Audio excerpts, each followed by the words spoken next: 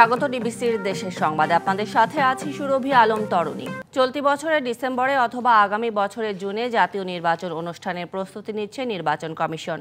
বিগত নির্বাচনের মতো কেউ কারসাজি করলে সে আইনের আওতায় আসবে। আইন সবার জন্যই সমান।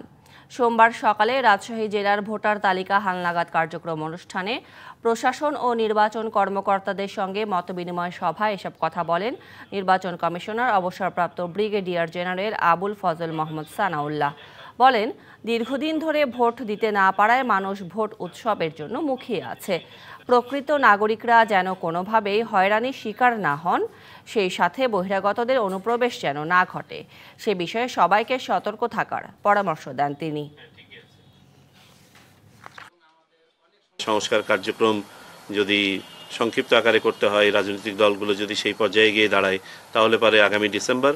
আর যদি সংস্কার কার্যক্রমকে আরও একটু এক্সটেন্ডেডভাবে করতে দেওয়া হয়, তাহলে ২৬ সালের জুন মাসের মধ্যে নির্বাচন করা সম্ভব। আমরা নির্বাচন কমিশন মোটামুটি এই উইন্ডোটাকে ধারণ করে এর প্রথম অংশটাকে, যেহেতু আমাদের প্রস্তুতির ব্যাপার আছে, আমরা আমাদের প্রস্তুতি এগিয়ে নিচ্ছি। ন্যূনতম সংস্কার ছাড়া নির্বাচন দেয়া ঠিক হবে না বলে মন্তব্য করেছেন জামায়াতে ইসলামের আমির ডাক্তার শফিকুর রহমান। এছাড়া আর কোনো স্বৈরাচার যেন দেশের ক্ষমতায় আসতে না পারে, সেজন্য সকল রাজনৈতিক দলকে ঐক্যবদ্ধ হওয়ার আহ্বান জানিয়েছেন তিনি। সোমবার সকালে ফেনীর পরশুরামের বল্লারমুখ বাঁধ পরিদর্শন করতে যাওয়ার পথে ছাত্র আন্দোলনে নিহত ইশতিয়াক শ্রাবণের কবর জিয়ারত করে কথা বলেন তিনি। শফিকুর রহমান বলেন, আওয়ামী লীগ দেশকে জাহান্নামে পরিণত করতে চেয়েছিল, সম্পদ বিদেশে পাচার করে দেশকে ধ্বংস করে দিয়েছে। তিনি বলেন, চাঁদাবাজির পথ প্রশস্ত করতে ২৪-এর ছাত্র জনতা প্রাণ দেয়নি। চাঁদাবাজি ও দুর্নীতি মুক্ত বাংলাদেশ গড়তে সবাইকে একসাথে কাজ করার আহ্বান জানান তিনি। আমরা আহ্বান জানাবো সকল রাজনৈতিক দলের নেতাকর্মী, সমাজের সচেতন মানুষদেরকে, যেই যন্ত্রণার হাত থেকে বাঁচার জন্য আমাদের সন্তানেরা জীবন দিল, এরকম যন্ত্রণা যেন আর কোনো শাসকের দ্বারা বাংলাদেশে ফিরে না আসে। বাংলাদেশকে কেউ যেন চুষে মুষে খেয়ে শেষ না, এমন একটা সুন্দর বাংলাদেশ আমরা চাই। পূর্বশত্রুতার জের ধরে ফরিদপুরের কানাইপুরে ফুসরা গ্রামে দুই পক্ষের সংঘর্ষে ১৫টি বসতবাড়িতে ভাঙচুর ও লুটপাটের ঘটনা ঘটেছে। সংঘর্ষে আহত হয়েছেন অন্তত ১০ জন। রবিবার রাতে এলাকার প্রভাবশালী রুস্তম মোল্লার এক সমর্থকের সাথে আরেক প্রভাবশালী আক্কাস মাতুব্বরের সমর্থকদের মধ্যে কথা কাটাকাটি হয়। এর জেরে রাতেই দুই পক্ষ বিবাদে জড়ায়। সকালে রুস্তমের লোকজন আক্কাসের লোকজনের বাড়িতে হামলা ও লুটপাট চালায়। কিছুক্ষণ পরই রুস্তমের সমর্থকদের বাড়িতেই হামলার চালায় আক্কাসের লোকজন, চালায় লুটপাটও। বাধা দিতে গেলে দুই পক্ষের অন্তত ১০ জন আহত হয়েছেন। গোপালগঞ্জে টুঙ্গিপাড়ায় পুলিশের ওপর হামলা এবং গাড়ি ভাঙচুরের অভিযোগে ১৭৫ জনের নাম উল্লেখ এবং ৩০০ জনকে অজ্ঞাত উল্লেখ করে মামলা করা হয়েছে। একজনকে গ্রেপ্তার দেখানো হয়েছে।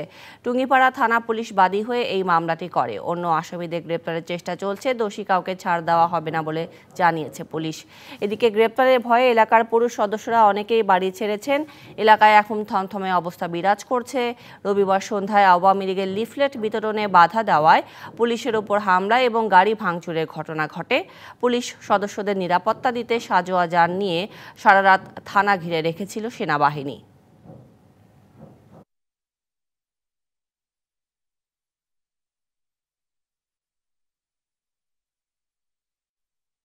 ময়মনসিংহের মুক্তাগাছায় মাটি চাপা অবস্থায় এক শিশুর বস্তাবন্দি মরদেহ উদ্ধার করা হয়েছে। সকালে উপজেলার দুল্লা ইউনিয়নের নরকুড়া গ্রামে ফসলি জমি থেকে রিফাতের মরদেহ উদ্ধার করা হয়।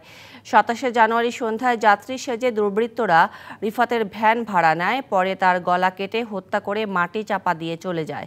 এই ঘটনায় মিরাজ নামের এক যুবককে আটকের পর তার দেয়া তথ্য অনুযায়ী রিফাতের মরদেহ উদ্ধার করা হয়েছে। সরস্বতী পূজার আয়োজন ছিল সারা দেশে। বিশ্ববিদ্যালয়, কলেজ, স্কুলে অস্থায়ী মণ্ডপে ভক্তকুল শ্বেত শুভ্র কল্যাণময়ী দেবী সরস্বতীর আরাধনায় মেতে ওঠেন সকাল থেকে। পূজার আনুষ্ঠানিকতার মধ্যে দেবীর কাছে বিদ্যা আর সঙ্গীতের বর চেয়েছেন সবাই। বিদ্যা, বাণী আর সুরের দেবী সরস্বতীর অর্চনায় মগ্ন সনাতন ধর্মের অনুসারীরা। মাঘ মাসের শুক্লপক্ষের পঞ্চমী তিথিতে রাজহংসে চেপে দেবী সরস্বতী আসেন মর্তে। সরস্বতী মহাভাগে বিদ্যে কমলোলোচনে মন্ত্রে দেবী আরাধনা হয়েছে সিলেটের মণ্ডপগুলোতে। পূজা শেষে পুষ্পাঞ্জলি অর্পণ করেন শিক্ষার্থী ও ভক্তরা। এরপরই মণ্ডপে মণ্ডপে সব বয়সীরা ঘুরে বেড়ান পূজা দেখতে। চট্টগ্রামে বিভিন্ন মণ্ডপে হয়েছে পূজার আনুষ্ঠানিকতা। বেলা বাড়ার সাথে সাথে বাড়ে পুণ্যার্থী। এর মধ্যে শিক্ষার্থীদের সংখ্যা ছিল সবচেয়ে বেশি। নগরীর জেএম সেন হলে একসাথে বিশ্ববিদ্যালয় কলেজের 12টি পূজা অনুষ্ঠিত হয়। রংপুরে বেগম রোকেয়া বিশ্ববিদ্যালয় ক্যাম্পাস সরস্বতী পূজা উপলক্ষে হয়ে উঠেছে উৎসবমুখর। ক্যাম্পাসের 22টি বিভাগ সহ মোট 26টি অস্থায়ী মণ্ডপে হয় পূজা অর্চনা। প্রতি বছরই আমাদের এই সময়টাতে সরস্বতীর আমরা বন্দনা করি। সরস্বতী পূজার মাধ্যমে আমরা বিদ্যাটাকে আহ্বান জানাচ্ছি। গতবার তুলনায় এবার একটু আরো জাঁকজমকপূর্ণ হয়েছে। ময়মনসিংহের শিক্ষা প্রতিষ্ঠান ও পাড়া মহল্লায় স্থায়ী ও অস্থায়ী মণ্ডপে দেবী সরস্বতীর বন্দনা হয়। প্রতি বছরের মতো এবারও উৎসাহ উদ্দীপনা ও ধর্মীয় ভাবগাম্ভীর্যের মধ্য দিয়ে হয় পূজা। বরিশালেও নানা আয়োজনে দেবী সরস্বতীর পূজা অর্চনা হয়েছে। জাঁকজমকপূর্ণ পূজার আয়োজন হয়েছে সরকারি বিএম কলেজ মাঠে। 20টি বিভাগের উদ্যোগে আলাদা আলাদা মণ্ডপ তৈরি করে করা হয় দেবীর আরাধনা। বিশ্বের সকল মানুষ সহ আমরা যেন নিজেরা নিজেদের মধ্যে হানাহানি না করে মনুষ্যত্ববোধ নিজেদের মধ্যে আনতে পারি, এই জন্যই মার কাছে প্রার্থনা। সারা পৃথিবীর শান্তির জন্য, বিদ্যা বুদ্ধি এই জন্য প্রার্থনা করার জন্য এখানে আমরা আসি। দেবী সরস্বতীর বন্দনা হয়েছে রাজশাহী বিশ্ববিদ্যালয়ে। কেন্দ্রীয় উপাসনালয় সহ পাশের মাঠে 30টি মণ্ডপে সরস্বতী পূজা অনুষ্ঠিত হয়। এছাড়া দিনাজপুর, ঝালকাঠি, কুষ্টিয়া, মাদারীপুর, নাটোর, ঠাকুরগাঁ, খাগড়াছড়ি ও রাঙামাটি সহ সারা দেশেই হয়েছে বিদ্যার দেবীর আরাধনা। লিখনকান্তি ভৌমিক, ডিবিসি নিউজ ডেস্ক। দেশের সংবাদে নিচ্ছে একটি বিরতি, সঙ্গেই থাকুন। নরসিংদী শেখেরচরে ঘরে ঢুকে মেয়েকে হত্যা ও মাকে আহতের ঘটনায় 4 জনকে গ্রেপ্তার করেছে পিবিআই। এই সময় লুট হওয়া 10,01,000 টাকা সহ বিভিন্ন আলামত জব্দ করা হয়। দুপুরে এক সংবাদ সম্মেলনে পিবিআই নরসিংদীর পুলিশ সুপার মোহাম্মদ এনায়েত হোসেন মান্নান জানান, মোটা অঙ্কের টাকা লুট করতে গ্রেপ্তারকৃতরা পূর্ব পরিকল্পিতভাবে মোফাজ্জল হোসেনের বাড়িতে ঢোকে। এ সময় 7 বছরের প্রতিবন্ধী শিশু সন্তানকে বাথরুমে আটকে রাখে তারা। পরে বাসায় থাকা টাকা লুট করার সময় বাধা দিলে গৃহবধূ আসমা বেগম ও মেয়ে 4র্থ শ্রেণীর ছাত্রী সুমনা আক্তার তিথিকে হাতুড়ি দিয়ে পিটিয়ে আহত করা হয়। ইউনিয়ন পরিষদের সচিব পদে রদবদলকে কেন্দ্র করে পাবনার সুজানগর উপজেলার আহমদপুরে অচল অবস্থা সৃষ্টি হয়েছে। বন্ধ হয়েছে সকল কার্যক্রম। দীর্ঘদিন ধরে ইউনিয়ন পরিষদ তালাবদ্ধ থাকায় চরম ভোগান্তিতে জনগণ। তবে দ্রুত সমস্যার সমাধানের আশ্বাস দিয়েছে প্রশাসন। জাস্টিন ট্রুডোর নামে জন্মসনদ ইস্যু করা সহ নানা ঘটনায় আলোচিত পাবনা সুজানগর উপজেলার আহমেদপুর ইউনিয়ন। প্রশাসনিক কর্মকর্তা পদে রদবদল নিয়ে ফের আলোচনায়। গত বছরের 15 ডিসেম্বর আহমেদপুর ইউনিয়ন পরিষদের সচিব থেকে আওলাদ হোসেনকে ভাইনা ইউনিয়ন পরিষদে বদলি করা হয়। তার স্থলাভিষিক্ত হন আশরাফ আলী। এরপর থেকেই আহমেদপুর ইউনিয়ন পরিষদে দেখা দেয় অচল অবস্থা। স্থানীয়দের একটি পক্ষ আশরাফ আলীকে দুর্নীতিবাজ আখ্যা দিয়ে পরিষদে তালা ঝুলিয়ে দেয়। অভিযোগ, প্রায় 9 বছর আগে এখানে সচিবের দায়িত্ব পালন করেছিলেন তিনি। সে সময় তার অনিয়ম দুর্নীতিতে চরম ভোগান্তিতে পড়তে হয় স্থানীয়দের। পরিষদ আজ 1 মাস তালাবদ্ধ থাকায় এলাকার বিভিন্ন লোক বিভিন্নভাবে হয়রানি হচ্ছে। 1 মাস পর 14 জানুয়ারি স্থানীয়রা পরিষদের তালা খুলে দিলে কাজে যোগ দেন সচিব আশরাফ আলী। এ সময় পরিষদে ভাঙচুরের পাশাপাশি লাঞ্ছিত করা হয় আশরাফ আলীকে। পুনরায় তালা লাগিয়ে দেয় পরিষদে। সরকারের কাছে আমাদের আবেদন, ভালো একটা সচিব দিক। ইউনিয়ন পরিষদ তালাবদ্ধ থাকায় নিজ কার্যালয়ে বসতে পারছেন না চেয়ারম্যান মেম্বার সহ কর্মচারীরা। সেবা থেকে বঞ্চিত হচ্ছেন ইউনিয়নবাসী। সে সেবা দেবে আমার সাথে, আমি তার সাথে সহযোগিতা করব, তাকে নিয়ে আমার কোনো সমস্যা নেই। বাট এলাকার যারা সাধারণ জনগণ আছে তারা ওনাকে একদম অপছন্দ করতেছে। অনিয়ম ও দুর্নীতির সব অভিযোগ অস্বীকার করেছেন অভিযুক্ত আশরাফ আলী। অফিসার স্যারের সাথে যোগাযোগ করছি, স্যারও বিষয়টা অবগত আছেন।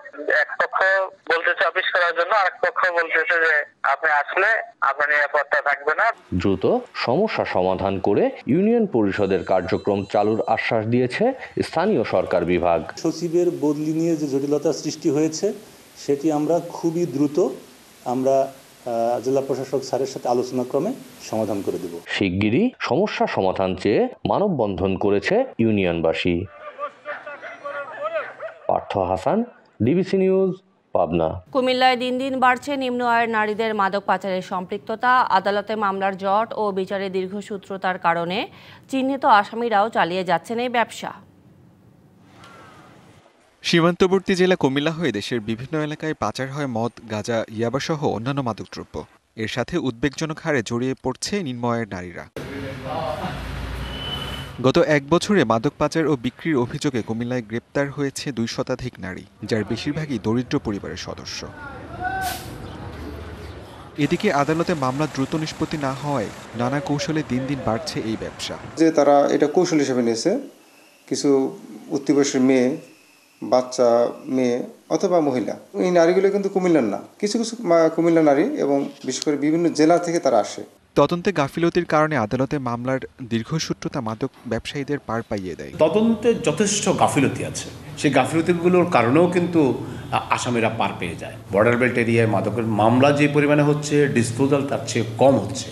গত 2 মাসে প্রায় 4,000-4,500 কেজি আমরা গাঁজা উদ্ধার করেছি। অন্যান্য বিভিন্ন উদ্ধারে আমাদের সফলতা আছে। তথ্য পাই, মূলত তথ্যের ভিত্তিতেই আমরা অভিযানগুলো পরিচালনা করি। অভিযুক্তদের দ্রুত বিচার ও শাস্তি নিশ্চিত করার দাবি সাধারণ মানুষের। সরকারের বিভিন্ন এজেন্সি দ্বারা গ্রেপ্তার হলেও কিন্তু তাদের কোনো সাজা হচ্ছে না। আমি বিশেষভাবে অনুরোধ করি এই সরকারকে বিশেষ ট্রাইব্যুনাল করে এদেরকে শাস্তির আওতা এনে মাদককে নির্মূল করার জন্য আমি অনুরোধ জানাই। জেলা আদালতে আলাদা ট্রাইব্যুনাল গঠন করে মামলার জট কমানো সম্ভব মনে করছেন সংশ্লিষ্টরা। আরো দ্রুত এগুলি নিষ্পত্তি করা উচিত। শুধুমাত্র সাক্ষীদেরকে পাই, আমাদের এখানে আলাদা একটা কোর্ট আছে, আমরা খুব স্পিডি ট্রায়াল করে ইনশাল্লাহ আগামী 6 মাসের ভিতরে চিত্র পাল্টাই দিতে পারবো। কুমিল্লার আদালতে আটকে আছে প্রায় 19,000 মাদক মামলা। DBC news desk. দেশের সংবাদে ছিল এখনকার মতো। ডিবিসি নিউজের সঙ্গেই থাকুন।